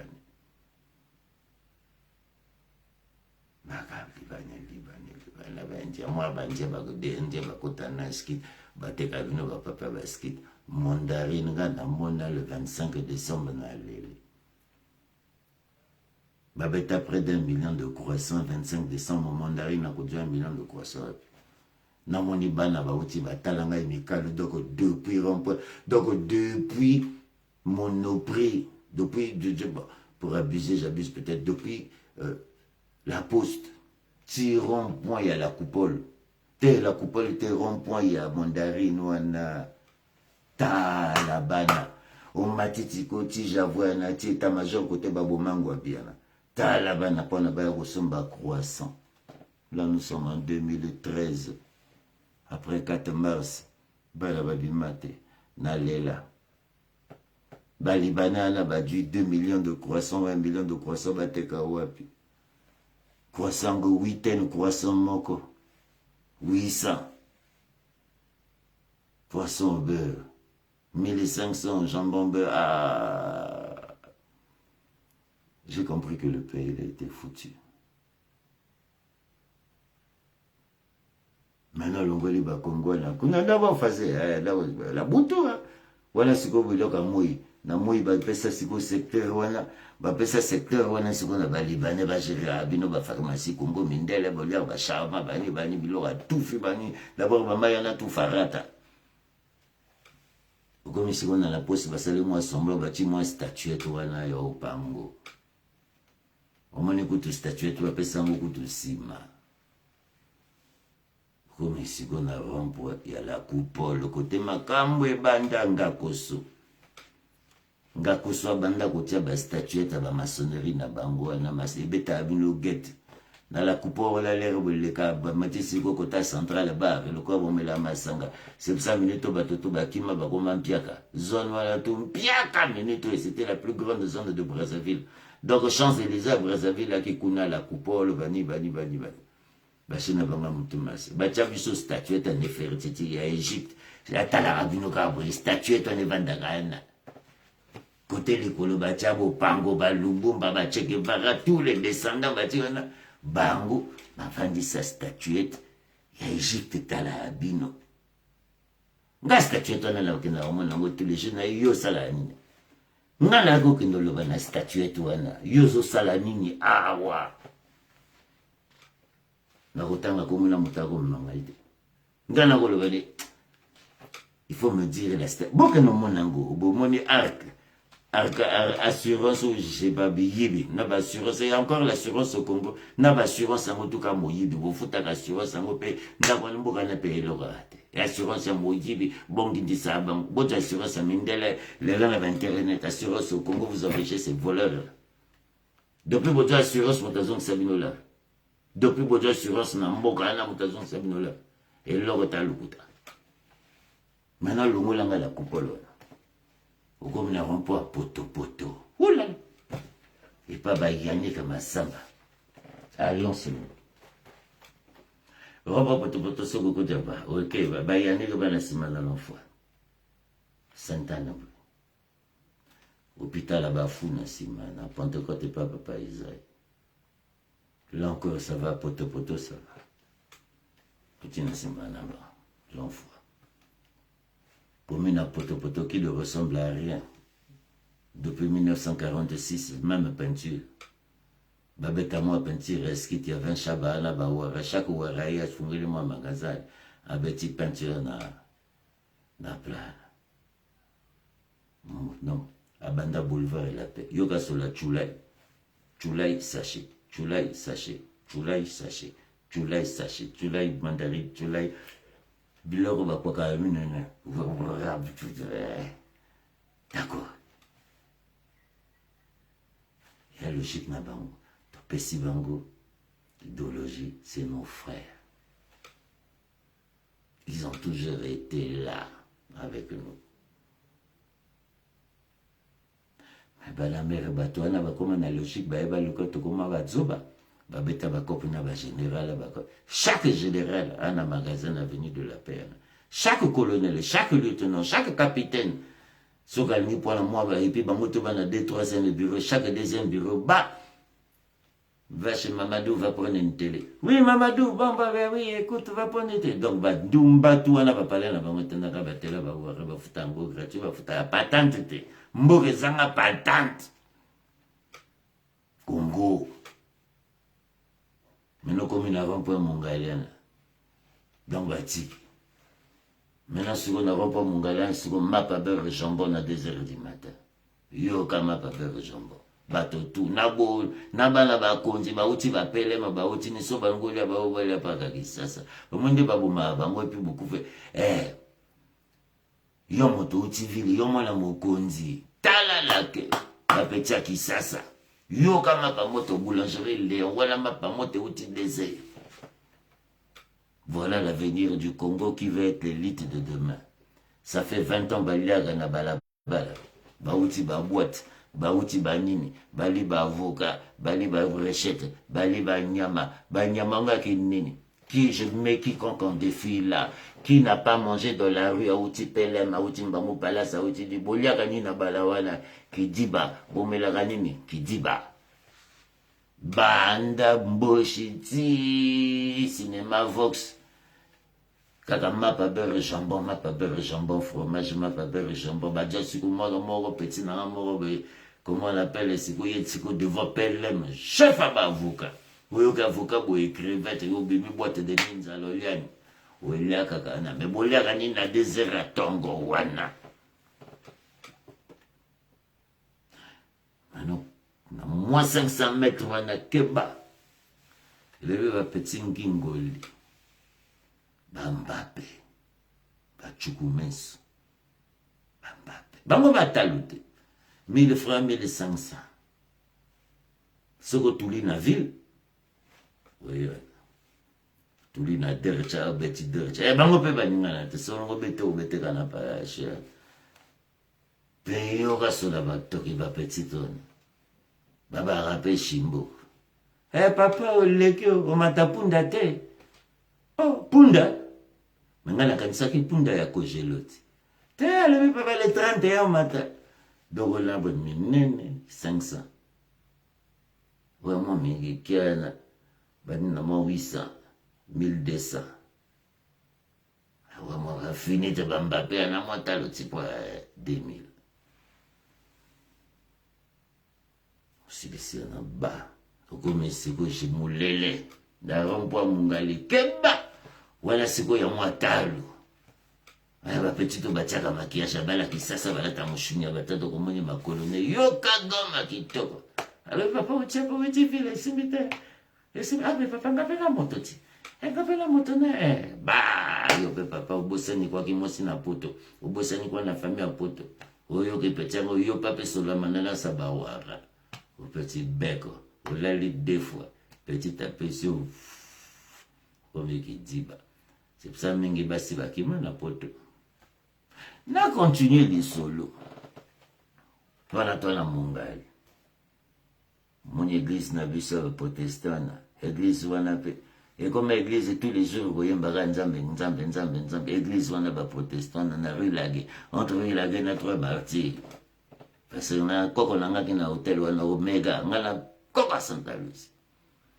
Yoka berda katonga église na couleur na chiki. Okomeka na rue Lungaliana. Basala statuette à Subara. Makila. Nga kosoli susu. Nga kosali statuette à Subara. bwatiango na rompo potopoto te poil parce bawara balobi awa te batiango na marengo abi batia statuette bawara balobi awa te parce bayebakisi na bango donc babeti yango na dorche bayokutana siko na mongali mais comme lokola espace wana entre rond-point potopoto na mongali mboshi na pyramide obati wana mais pyramide pas moto te asuba masuba c'est pour ça nalobi mboka na bokebala mboka bateka ebale bomoni ndenge ebale wana ejiminya te nakozonga lisolo ebale un jour maintenant siko okoti mongali otraverse mathieu ba kenkelere biloko na bino bapale bakoma koteka bino biloko ya kenkelere okomi siko zanda wenze ke bana poshi zanda moyibi kuna moyibi akosimba mame elongi obungisi mame lunette et pourtant na lunette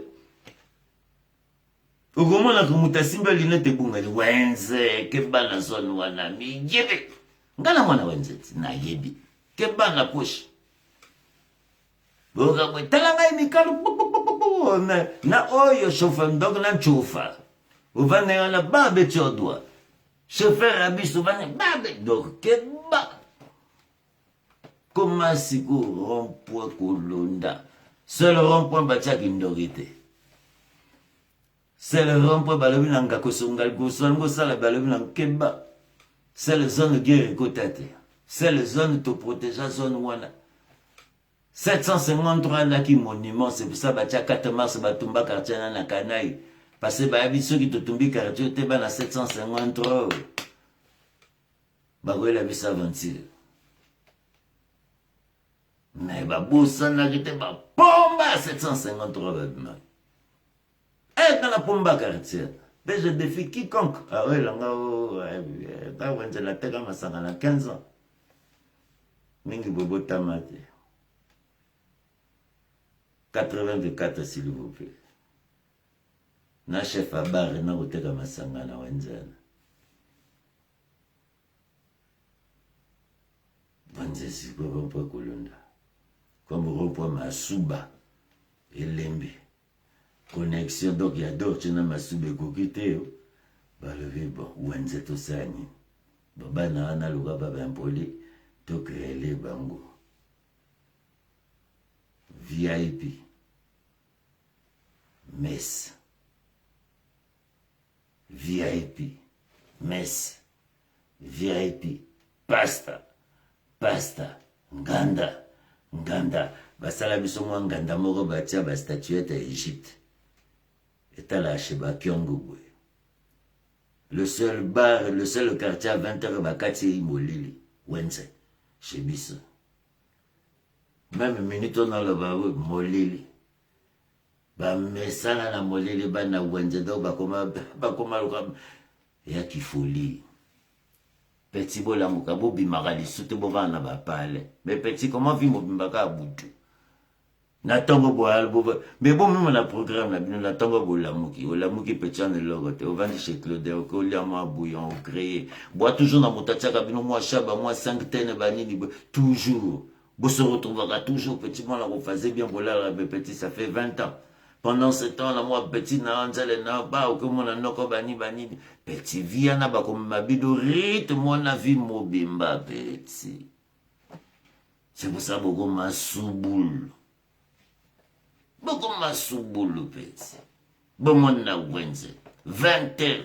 Yo, kaba, t'es 17h. Basi yango bakombo yoka ba donc sola poudre yango gani bien-être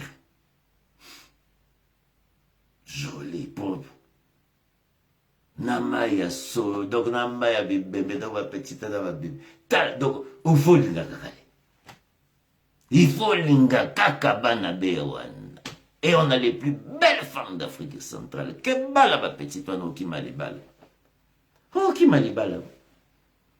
Bino bana basi botina mibali na bino na mboka bana mbere botia bango donc botia bango ba préservatif na ba poche. Ngai na uti kuna na mut experience. Oh résistant. On goûte petit tango ya kama 16 ans. Ah otanga bopani pasanga na koka yote yo oui bana na koka na vie. Petite abémission les belles un peu mon tête. C'est ça va grammer va craquer va dévier mboko yo. L'air comme la colère na colère comme taba na colère madame colère ah je repars en Afrique et à skit. Il repart en Afrique parce que tu dis moi petit na ya kuzu. Le bagre là on va petit compressé. Que pas la compréhension. Petit un ami comprend. Moi les petits à soukole makolo. Yo soukole déjà makolo mobile là. Mais moi, là, qui ça, vous makolo, zonyoko. Il y en a soukolo makolo. Ah, papa, n'a moni mo kongono, moi. Moi, là, qui ça, aïe. Ah, papa, olembia. Papa, mbote. Oliani, ah, t'es papa, la salle, moi, bouillon. Ah, ah, tu étais où? Mais. Bah, ça, comment? Ya. Et tu me regardes comme ça, t'as moi, tu étais où? Ton ami, là, c'est. Ma kelele. Moi, c'est à qui ça? Chérie. Et papa. Ah, mais papa n'a moni comme un colono. Et comme moi, gomme, hein. Pierre Lamniaka. A du moi les nuka. Et à bolingo kande moi. Ya bino bolingo comme un ako. Vi mo bimbara ko kendo ko kunda bibembe. Botika mibali. Na bino bebe. Bukas posani mpelavi. Kabibembe na bibembe. Au moins, il m'a dit que bon, mi bali te bino bana basio. Kana ba yo ku Brazzaville ba campagne ka bino. Mi bali ka bino. Na ibi na otanga ba comme la bino jo. Botiki bana bino ba ko sumbela bo so yo surtout yo na fingo. Botiki moi na moni moi na très haut. Je suis en campagne na ba t-shirt. Non, tu n'as rien ça zonga. Ah bon, pire. Maintenant vous là. Pour terminer. C'est le sort de Dono. Mes communications ne vous mêlez pas de ça. Si j'ai dit Onyanga en prison, il est en prison. S'il n'est pas en prison, on s'en fout. On nous a dit qu'Okolela est mort du Covid. Personne ne l'a démenti. Sauf nous. Donc quand je dis qu'il est en prison, que ça soit vrai ou que ça soit pas vrai, laissez moi-même démentir. Vous ne savez pas ce qui se passe avec Onyanga. Il finira par aller en prison. Vous m'amenez vos grandes putains de leçons de morale. Là, putain, ça fait 5 ans que je suis en direct. Pas de leçons de morale. Vos informations, gérez-les. Je gère Ibakacho, vous gérez vos putains de chaînes. Pas de leçons de morale. Bonsoir. Que Dieu bénisse le Congo.